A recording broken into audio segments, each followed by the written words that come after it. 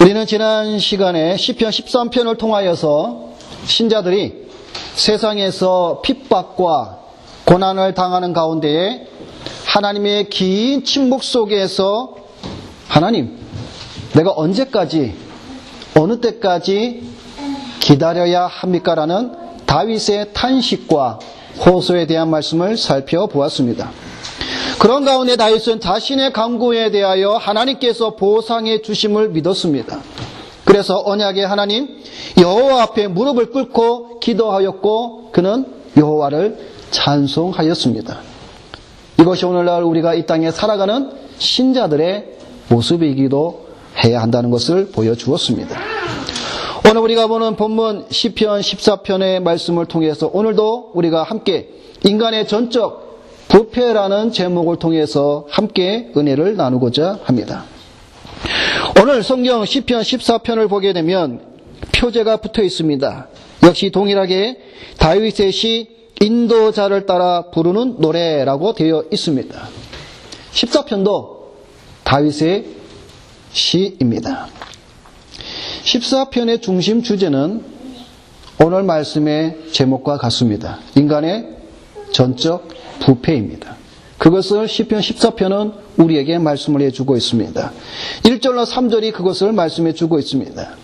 이 시편은 죄로 인한 인간의 부패성을 드러내고 있으며 타락한 인간들이 의인들을 핍박하나 하나님이 그들을 심판하실 것을 또한 말씀해주고 있습니다. 이것은 당시 다윗의 타락한 사회성을 보여주고 있는 동시에 온 인류의 부패성을 친히 보여주고 있는 것입니다. 온 인류의 부패성 가운데서 이 시편은 2절에 인생이라는 단어와 4절에 보게 되면 하나님의 백성 사이의 구분을 뚜렷하게 나타내고 있습니다. 2절의 인생이란 아담의 아들들이라는 말입니다. 즉 모든 인류를 말합니다. 모든 인류 가운데에 하나님의 백성이 존재한다라는 사실입니다. 그리고 우리가 관심 가는 것은 이 시편 14편을 사도 바울이 많이 인용한 시이기도 합니다. 로마서 3장의 중심 부분을 사도 바울은 이 시편 14편의 이 말씀을 해석하고 있습니다. 하나님이 보시기에 즉 하늘에서 내려다 보시며 모든 것을 꿰뚫어 보실 때에 인생들 가운데 의로운 사람이 한 사람도 진정 하나도 없도다라고 말씀하고 있는 것이죠. 시편 14편의 말씀을 사도 바울이 로마서 3장 10절로 18절의 말씀을 보게 되면 죄에 대한 인간의 타락성과 부패성에 대한 그 재론에 대해서 말씀을 할 때에 인용한 아주 중요한 구절이기도 합니다. 오늘 우리가 본문 시편 14편 3절을 보게 되면 다 치우쳐 함께 더러운 자가 되고 선을 행하는 자가 없으니 하나도 없도다라는 이 말씀이 로마서 3장 12절에는 그대로 인용이 됩니다. 로마서 3장 12절에 보면 다 치우쳐 함께 무익하게 되고 선을 행하는 자는 없나니 하나도 없도다라고 말씀하고 있는 것입니다. 인간의 전적 부패를 말씀하는 1절부터 3절까지의 말씀, 우리 이 말씀을 좀 더 이해하기 위해서 다른 성경 번역본들과 함께 비교해 보면서 살펴보도록 하겠습니다. 오늘 여러분, 오늘 교회의 주보를 보게 되면 성경 번역본에 몇 가지를 기록을 해 놓았습니다. 함께 그것을 참고해 보시면서 우리가 한번 말씀을 보도록 하겠습니다. 오늘 우리는 개역개정 성경을 통해서 1절부터 3절까지의 말씀을 읽었습니다. 공동번역은 어떻게 번역이 되어 있는가 보겠습니다. 공동번역에는 어리석은 자들, 죄 속으로 하나님이 어디 있느냐 말들 하면서 썩은 일, 추한 일에 모두 빠져서 착한 일 하는 사람 하나 없구나. 야훼, 하늘에서 세상 굽어보시며 혹시나 슬기로운 사람이 있는지 하나님 찾는 자 혹시라도 있는지 이리저리 두루 살피지만 모두들 딴길 찾아 벗어나서 한결같이 썩은 일에 마음 모두어 착한 일 하는 사람 하나 없구나. 착한 일 하는 사람 하나 없구나 라고 번역하고 있습니다. 세 번역을 보게 되면 어리석은 사람은 마음속으로 하나님이 없다 하는구나. 그들은 한결같이 썩어서 돌아오니 바른 일을 하는 사람이 아무도 없구나. 주님께서는 하늘에서 사람을 굽어보시면서 지혜로운 사람이 있는지 하나님을 찾는 사람이 있는지를 살펴보신다. 너희 모두는 다른 길로 빗나가서 하나같이 썩었으니 착한 일을 하는 사람이 하나도 없구나. 마지막으로 우리 하나 더 성경을 보게 되면 현대인의 성경에는 이렇게 번역하고 있습니다. 어리석은 사람은 그 마음에 하나님이 없다고 말한다. 그들이 부패하고 더러운 일을 행하니 선을 행하는 사람이 없구나. 여호와께서는 하늘에서 모든 인간을 굽어 살피시며 지혜로운 사람과 하나님을 찾는 사람이 있는지 보려 하셨으나 다 잘못된 길로 갔으며 하나같이 돌아보셨고 선을 행하는 사람이 없으니 하나도 없구나. 다시 말해서 시편 14편은 인간의 전적인 타락과 부패성에 대해서 적나라하게 말씀을 해주고 있는 시편입니다. 영국의 청교도의 유명한 목사님 매튜 헨리 목사님이 계십니다. 그 목사님이 오늘 이 시편 14편에 대해서 이렇게 말씀을 하고 있습니다. 우리는 이 시편이 전체적으로 인간 본성의 타락, 우리가 죄악 중에 잉태되어 태어났다는 것, 인류의 대부분이 통탕을 쓸 정도로 부패되어 있다는 것, 이 세상이 악에 속하여 있다는 것을 소설하고 있는 것으로 이해할 수 있다. 시편 3편에서부터 시편 14편에 이르기까지 모든 시편들 속에서 다윗은 그를 미워하며 핍박하고 욕하던 자들에 대하여 하소연하여 왔다. 이제 여기에서 다윗은 그러한 모든 냉혹한 흐름들을 그 원천인 인간의 부패한 본성까지 추적하여서 그의 원수들만이 아니라 사람들 모두가 이런 식으로 부패되어 있다는 것을 말하고 있다라고 설명하고 있습니다. 오늘 이 자리에 계신 여러분들은 자신의 부패성에 대해서 얼마만큼 부패했다고 생각하고 계십니까? 나 정도면 나 같은 캐릭터라면 아마 나 같은 사람은 없어 라고 말할 정도로 부패하지 않았다고 말하고 싶지는 혹시 않으십니까? 근데 여러분 의외로 이렇게 생각하는 자들이 많습니다. 나 정도만 되면 자신이 세상 사람들보다는 덜 부패했다고 자부심하는 사람들이 의외로 많이 있습니다. 우리는 이런 사람들을 가리켜서 자가당착에 빠졌다 그러죠. 자기의 모습에 스스로 빠져 미혹된 사람들이 많이 있습니다. 오늘날 현대 크리스천들은 자신의 부패성에 대해서 알지를 못합니다. 교회는 다녀도 10년, 20년 교회는 다녀도 자기 자신이 얼마만큼 부패하였는가, 얼마나 비참한 존재인가, 얼마나 자신이 타락한 존재인가에 대해서는 전혀 알지를 못하는 신자들이 태반입니다. 아니 알고 사실 그들은 거기에 대해서 알고 싶어 하지도 않습니다. 굳이 알려고 하지도 않습니다. 여러분 교회를 다니는 신자들을 만나서 인간의 부패성에 대해서 대화를 한번 나눠보시기 바랍니다.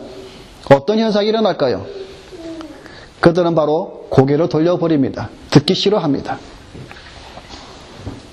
심지어는 강단에서 이러한 설교를 하는 것조차 신자들은 싫어합니다. 듣기 싫어합니다. 그들은 그저 예수만 믿고 복받는 설교를 원하는 신자들이 오늘날 대부분이다라는 사실이죠. 근데 여러분 그것을 아셔야 됩니다. 그것은 복음도 아니고 그것을 전하는 교회는 참 교회가 아닙니다. 만일 여러분들 중에 이런 것을 듣고자 원한다면 굳이 교회를 다닐 필요가 없습니다. 왜냐하면 참 교회는 이런 것을 말씀하고 있지 않기 때문에 그렇습니다. 오늘 보면 1절부터 3절의 말씀을 보게 되면 반복되는 단어가 나옵니다. 없다라는 단어입니다.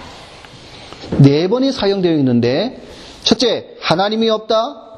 둘째, 선을 행하는 자가 없다. 셋째, 선을 행하는 자가 없으니 네 번째, 하나도 없다라고 말씀하고 있습니다. 자, 우리가 이제 본론으로 들어가기 전에 우리가 1절에서 말하는 하나의 개념을 정리할 필요가 있습니다.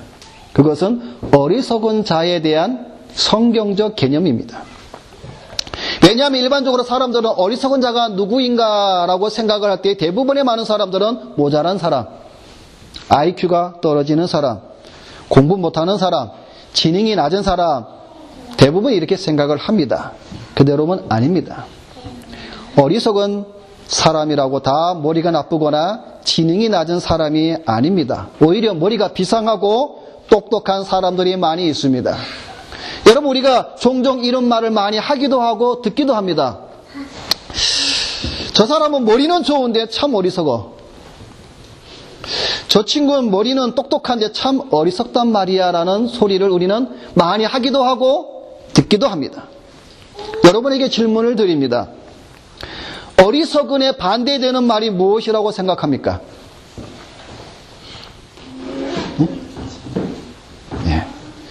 대부분의 많은 사람들은 어리석은에 반대되는 말을 생각하기를 지혜로운, 그러니까 어리석은 자의 반대말은 지혜로운 자, 어리석음을 반대말로 말하면 지혜라고 생각을 하는데 여러분, 아닙니다. 성경에서 특히 지혜의 문학시에서 어리석음에 반대되는 용어는 인자함입니다. 헤세드라는 말입니다. 여러분, 우리가 지금 계속해서 헤세드라는 단어를 계속 듣고 있죠. 헤세드라는 말이 무엇입니까? 하나님의 언약의 은혜를 받은 자, 사랑을 받은 자라는 뜻이 헤세드라는 말이죠. 다시 말해서 어리석은 자란 인자함이 부족하거나 모자란 자라고 말할 수 있습니다. 왜냐하면 인자함은 언약 관계의 1차적인 특징이기 때문에 그렇습니다. 어리석은 자는 언약이 없는 것처럼, 다시 말해서 하나님이 없는 것처럼 산다는 뜻입니다. 오늘 본문 1절에서 그는 하나님이 없다라고 말하는 것과 같은 맥락입니다. 그래서 여러분, 성경에서 어리석은 자란 하나님이 없는 자, 인자함이 없는 자라는 반대되는 뜻을 가지고 있는 것입니다. 여러분, 우리가 성경을 볼 때에 이 어리석다라는 이 말은 성경에서 어떨 때 사용이 되냐면 하나님을 대적하거나 악한 자를 묘사할 때 이 단어가 사용이 됩니다. 심지어는 이방 철학자들도 사악한 사람을 지칭할 때에 이 단어를 사용한다고 말합니다. 자, 어리석은 이 단어는 히브리 말로는 나발입니다. 나발. 이 나발은 나벨이라는 동사에서 나온 것인데 무슨 뜻이냐면 사람이나 동물, 식물의 생명이 죽어 없어지는 것, 그것을 뜻합니다. 그래서 이사야는 이사야 40장 7절에 꽃이 시들다라는 표현으로 나벨치츠라고 단어를 씁니다.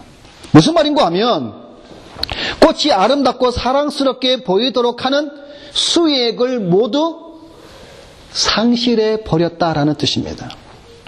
다시 말해서 어리석은 자란 하나님께서 사람을 창조하시고 사람에게 주신 지혜와 하나님을 올바로 아는 지식을 모두 상실해 버린 자라는 뜻입니다. 그래서 그는 죄에 빠져서 죽은 자요 은혜와 은총을 상실해 버린 자라는 뜻입니다.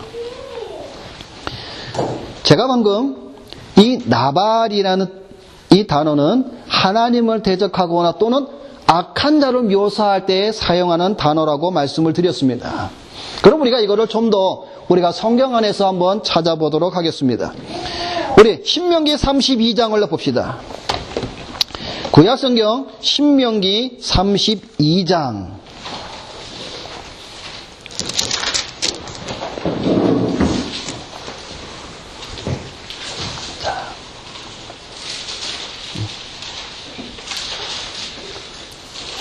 자, 구약성경 신명기 32장 6절입니다. 자, 6절을 우리 다 같이 읽어보겠습니다. 어리석고 지혜 없는 백성아, 여호와께서 이같이 보답하느냐? 그는 내 아버지시요 너를 지으신 이가 아니시냐? 그가 너를 만드시고 너를 세우셨도다. 아멘. 여러분, 신명기 32장은 모세가 이스라엘 백성들에게 지어서 부른 노래입니다. 근데 우리가 읽은 이 6절의 말씀은 무슨 내용인가 하냐면, 하나님은 이스라엘에게 끊임없는 은혜를 베풀어 주셨건만 이스라엘은 배은망덕하게도 하나님께 패역하여 우상을 숭배하게 될 것을 지금 모세가 노래하고 있는 겁니다. 그래서 어리석고 지혜 없는 백성아, 다시 말해서 어리석은 백성아. 자, 여호수아 7장을 또 봅시다. 여호수아 7장. 신명기 다음에 여호수아죠. 여호수아 7장입니다.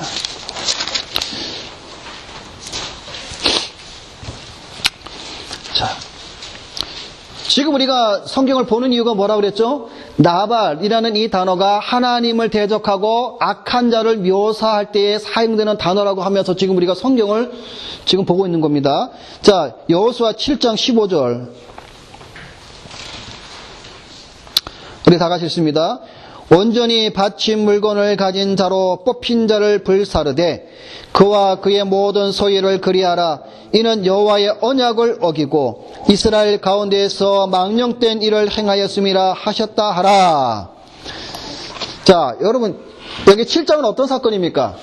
우리가 잘 아는 대로 이스라엘 백성이 가나안 땅에 들어가서 첫 번째 여리고 성을 무너뜨립니다. 그죠?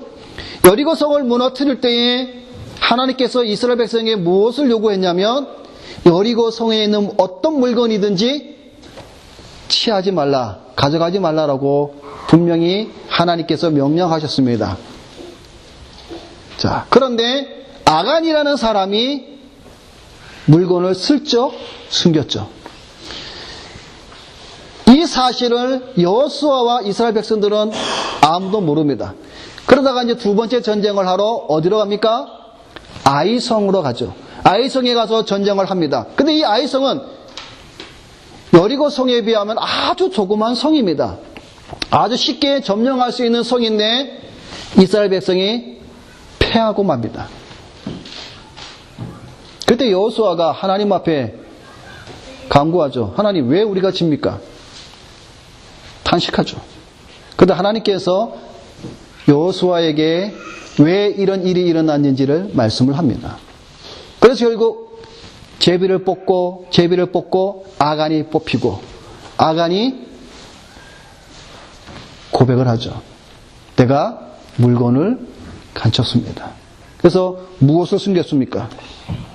시날산의 아름다운 외투 한 벌과 은 200세겔과 그 무게가 50세겔 되는 금덩이 하나를 자기의 침대 밑에, 그죠? 숨겨버렸죠.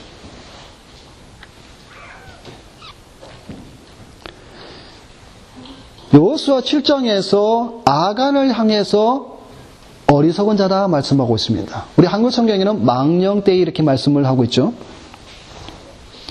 자, 우리 사무엘하 13장을 또 봅시다. 사무엘하 13장.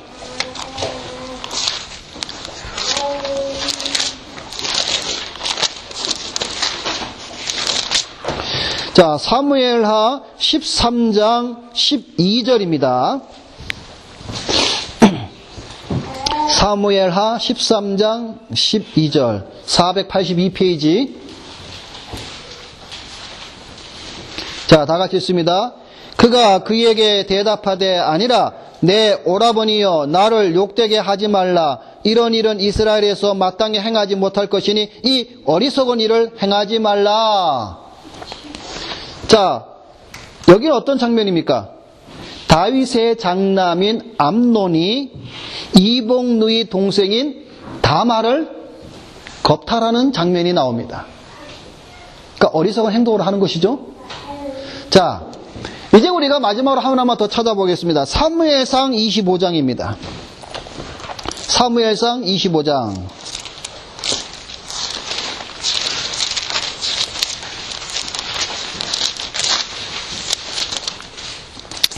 자, 사무엘상 25장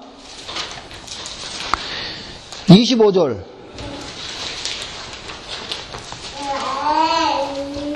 자, 다 같이 읽습니다. 원하옵나니 내 주는 이 불량한 사람 나발을 개의치 마옵소서. 그의 이름이 그에게 적당하니 그의 이름이 나발이라. 그는 미련한 자니이다. 여정은 내 주께서 보내신 소년들을 보지 못하였나이다. 아멘. 자, 여러분, 사무엘상 25장은 어떤 사건입니까? 다윗이 도피하던 시절 가운데 일어난 사건이죠. 마온 땅에 나발이라는 갑부가 살고 있었습니다.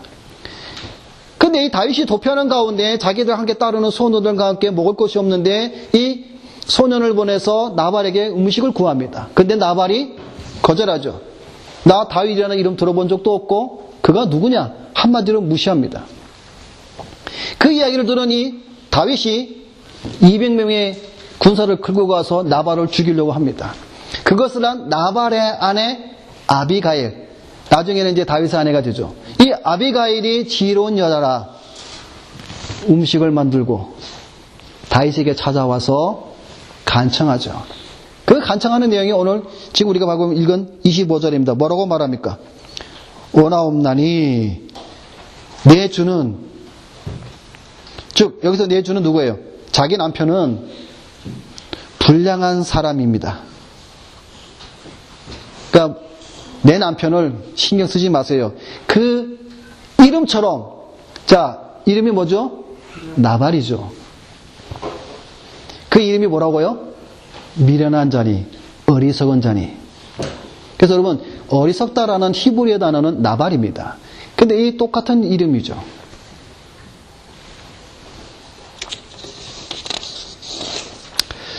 자, 우리가 구약에서 이렇게 살펴보았고, 여러분 신약에 보게 되면 어리석은 사람이 또 한 사람 나오죠. 비유 가운데에 누가복음 12장을 보게 되면 어리석은 부자가 나옵니다. 여러분들 잘 아는 비유입니다. 어느 한 부자가 한 해에 소출이 너무나 많이 걷어서 창고를 헐어서 더 큰 창고를 지어서 거기에 소출을 갖다 놓습니다. 그러면서 뭐라고 말합니까? 내가 내 영혼에게 이르되 영혼아, 여러 해 쓸 물건을 많이 쌓아두었으니 평안히 쉬고 먹고 마시며 즐거워하자라고 할 때에 하나님이 이르시되 어리석은 자여, 오늘 밤에 내 영혼을 도로 찾으리니 그러면 내가 준비한 것이 누구의 것이 되겠느냐? 누구의 것이 되겠느냐? 자, 지금까지 우리는 어리석은 자에 대한 성경의 개념을 우리가 한번 살펴보았습니다. 그러면 어리석은 자는 오늘 본문 10편 14편에서는 이 어리석은 자는 그럼 무엇을 말하고 있는지를 또 살펴보겠습니다. 오늘 본문 10편 14편 1절에 어리석은 자는 그의 마음에 이르기를 하나님이 없다 하는도다라고 말하고 있습니다. 무슨 말을 한다고요? 하나님이 없다 하는도다. 여러분, 이 말은 무신론자를 가리킵니다. 아데이즘. 더 나아가서 실천적 무신론, 그들을 가리킵니다. Practical Atheism. 여러분, 실천적 무신론이 무엇이라고 말씀을 드렸습니까? 우리가 이 부분에 대해서 시편 10편에 대해서 말씀을 드릴 때 제가 말씀을 드렸습니다. 하나님은 살아계시고 하나님은 한 분이시라고 믿는다고 하면서도 실생활 속에서는 뭐예요? 모든 역사에 하나님의 섭리하심이 없다, 믿지 못하는 것을 가리켜서 실천적 무신론자라고 말씀을 드렸습니다. 이게 오늘날 우리 교회 안에 큰 문제라고 말씀을 드렸죠. 오늘날 우리 교회를 다니는 신자들 가운데 이 실천적 무신론자가 많이 있습니다. 하나님을 믿는데 실생활 속에 하나님의 역사가, 섭리가 믿지 못하는 것이죠. 하나님이 없다고 말하는 자들은 하나님의 존재에 대한 문제를 생각해서 뿐만 아니라 실생활에서도 무시하는 자들입니다. 이들은 인간이 살아가는 어떤 영역 안에서조차도 하나님을 생각할 필요가 없다고 말하는 자들입니다. 이런 자들에 대해서 성경은 이렇게 말씀하고 있습니다. 예레미야 5장 12절에 보면 그들이 여호와를 인정하지 아니하며 말하기를 여호와께서는 계시지 아니하니 재앙이 우리에게 임하지 아니할 것이요 우리가 칼과 기근을 보지 아니할 것이며 라고 교만이 말합니다.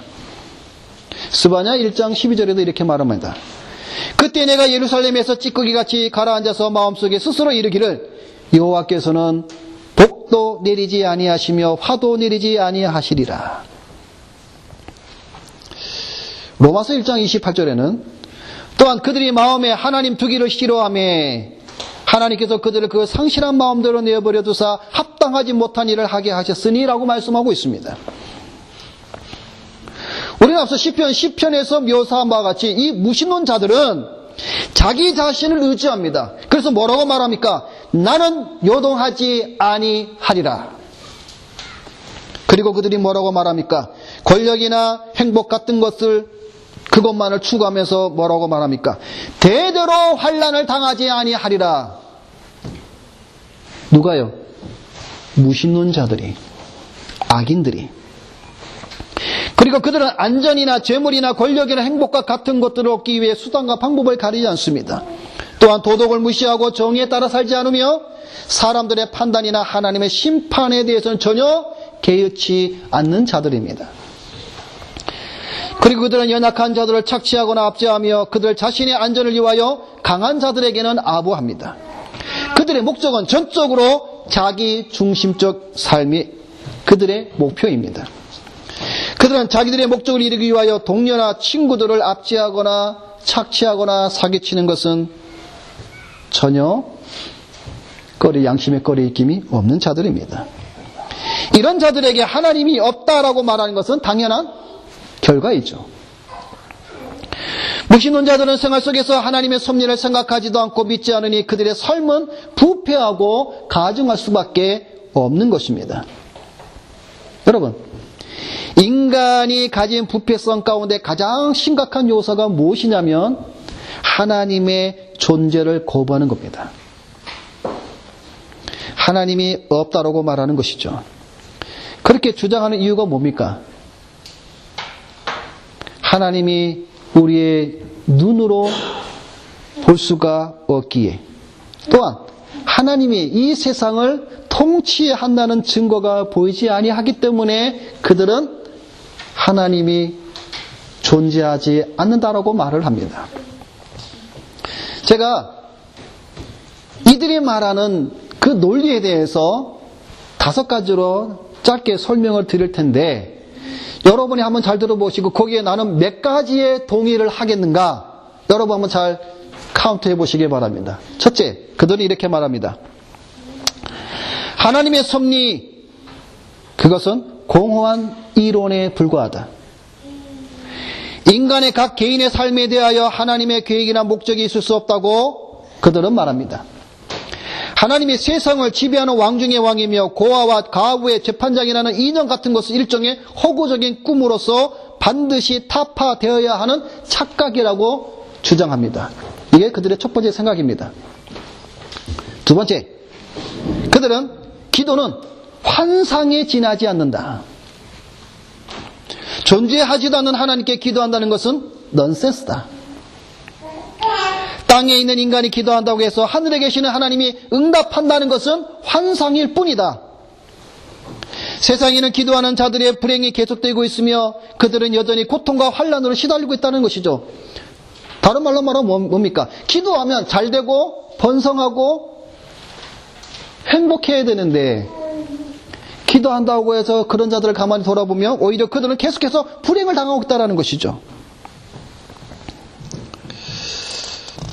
자, 세 번째, 그들은 이렇게 말합니다. 죄의 사유 같은 것은 있을 수 없다고 말합니다. 인간에게 양심이 있는 한 자신이 지은 죄에 대한 가책으로부터 해결할 방법이 없다라고 말을 합니다. 다시 말해서 인간의 죄는 용서받을 수 없는 어떠한 치료약이 없다라고 말하는 것이죠. 네 번째, 그들은 말하기를 인생의 의미, 인생의 목적 없다라고 말합니다. 인생은 단지 생물학적인 삶일 뿐이며 역사의 수레바퀴는 정의가 움직이는 것이 아니라 힘이 움직인다고 생각합니다. 스토아적인 생각을 가지고 있죠. 마지막 5번째, 이들은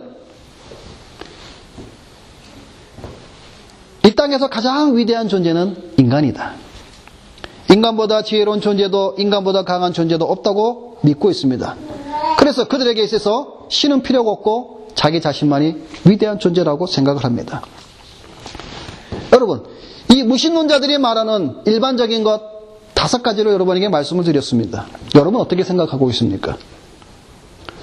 5가지 가만히 들어보니까 한 2개는 내가 참 동의할 것 같아 라고 생각하십니까? 여러분 지금 이 세상이 돌아가는 역사를 보십시오. 여러분 정말로 이 세상의 모든 역사가 하나님의 섭리 가운데 지금 돌아가고 있다고 믿고 있습니까? 반반인 사람도 많습니다. 그럴까? 아닐까?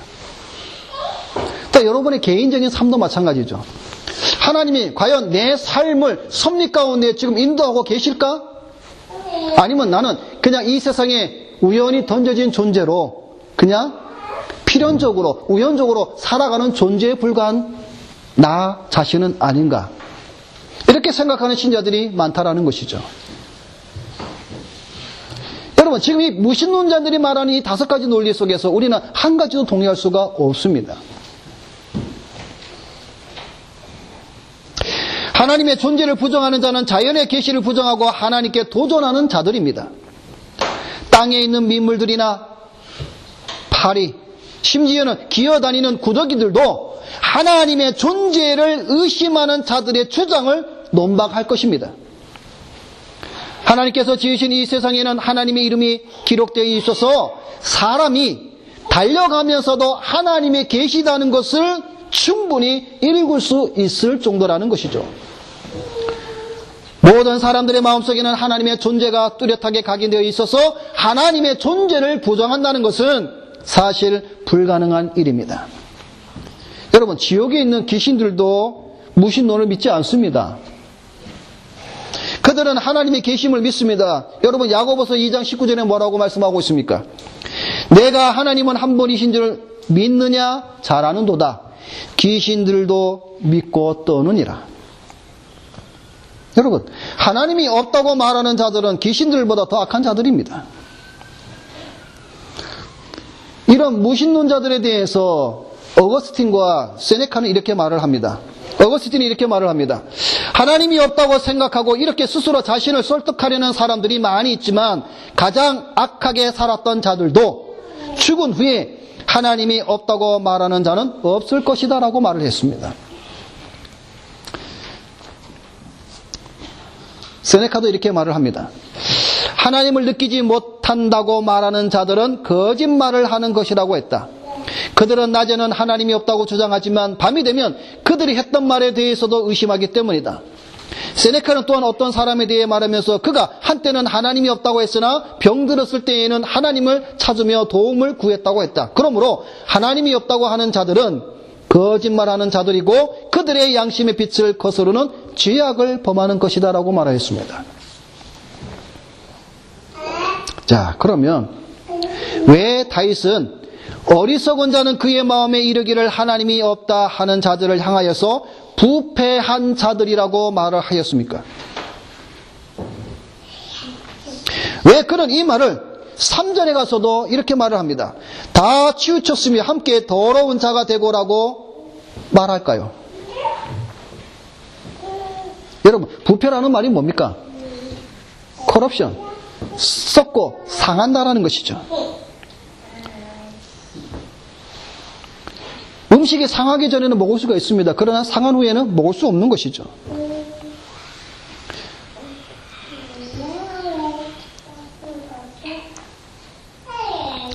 다윗이 또 뭐라고 말씀하고 있습니까? 함께 더러운 자가 되고 3절에 말씀했죠. 무슨 뜻입니까? 그들은 썩어서 냄새나는 존재가 되어버렸다라는 것입니다. 그들은 타락하였기에 아무런 생명력도 맛도 없다는 존재라는 것이죠. 이처럼 그들은 썩고 타락한 종력으로 가득 차 있으며 그러면서 그들은 하나님이 없다라고 말하는다는 사실입니다. 어리석은 자는 하나님이 없는 것처럼 살아가지만 하나님께서는 저 높은 곳에서 인성을 굽어 살핀다고 말씀하고 있습니다. 마치 인간들이 바벨탑을 쌓을 때 하나님께서 사람들이 건설하는 것을 보려고 내려오신 것처럼 하나님께서는 인생을 굽어 살피사 2절에서 말씀하는 것처럼 지각이 있어 하나님을 찾는 자가 있는가 보신다라는 것이죠. 여러분, 지각이 있어 하나님을 찾는 자는 실상은 어리석은 자가 아닙니다. 그런데 결과가 무엇이었습니까? 한 사람도 없다라는 것이죠. 사람은 마땅히 하나님을 찾아야 함에도 불구하고 어느 누구도 그분을 찾지 않습니다. 여러분, 왜 우리가 하나님을 찾지 않을까요? 이 부분에 대해서 16세기의 토마스 윌슨 목사님은 이렇게 말을 하였습니다. 왜 사람들이 하나님을 찾는 데에 실패하며 왜 그분을 찾지 않을까? 몇 가지로 말씀하는데 이렇게 말씀하였습니다. 첫째, 사람들은 하나님, 그분을 목적으로 찾는 것이 아니다. 둘째, 그들은 하나님 그분만을 찾는 것이 아니다. 셋째, 그들은 하나님보다 다른 것을 먼저 찾는다. 넷째, 그들은 하나님을 냉담하고 부주의하게 찾는다. 다섯째, 그들은 하나님을 항상 찾는 것이 아니다. 유다와 데마가 그 예이다. 여섯째, 그들은 말씀 속에서 하나님을 찾지 않는다. 이것은 이단과도 같다. 일곱째, 그들은 하나님의 모든 말씀 속에서 찾지 않는다. 이것은 위선자들이 행하는 일이다. 마지막으로 말하기를 그들은 마땅히 찾아야 할 시기에 하나님을 찾지 않는다. 그래서 인간들이 하나님을 찾는 데 대하여서 실패하는 이유가 이렇다라고 말씀하고 있는 것이죠. 오늘날 사람들이 다 그렇죠. 왜 하나님 찾지 않습니까? 내가 하나님을 찾는 목적이 하나님께 있는 게 아니라 나 자신에게 있기 때문에 하나님을 찾지 않습니다. 또 하나님을 찾는 목적이 다릅니다. 내 욕심을 채우기 위해서. 또 뭡니까? 하나님을 찾아야 할 시기에 찾지 않습니다. 그래서 성경이 뭐라고 말씀해 주고 있습니까? 지금은 은혜 받을 때요. 지금은 구원 받을 때에 지금 하나님을 찾지 않습니다. 이렇게 악인들의 행동은 결국 어떻게 표출되고 있습니까? 오늘 본문 말씀을 보게 되면 하나님의 백성을 향해서 그들은 악을 행하였다라고 말씀하고 있습니다. 오늘 4절에 뭐라고 말씀하고 있습니까? 지악을 행하는 자는 다 무지하며 저희가 떡 먹듯이 내 백성을 먹으면서 여호와를 부르지 아니하는도다라고 말씀하고 있습니다.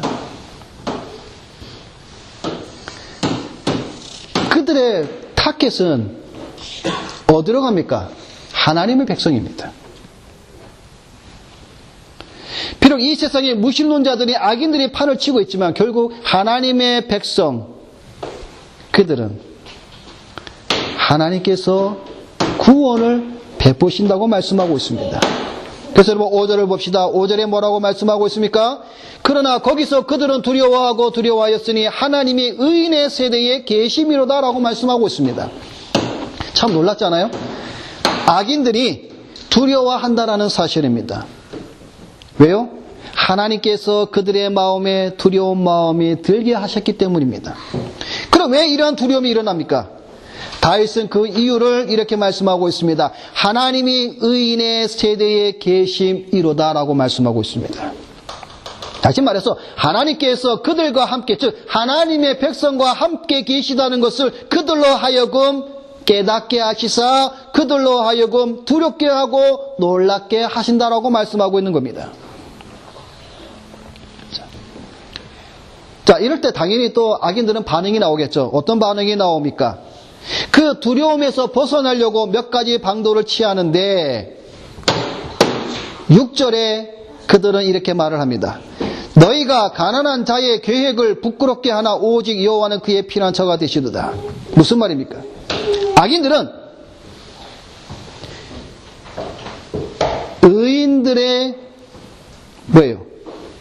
계획을 방해하며 그들을 통해서 당황하게 만들며 그들로 하여금 실망하게 만든다라는 사실입니다.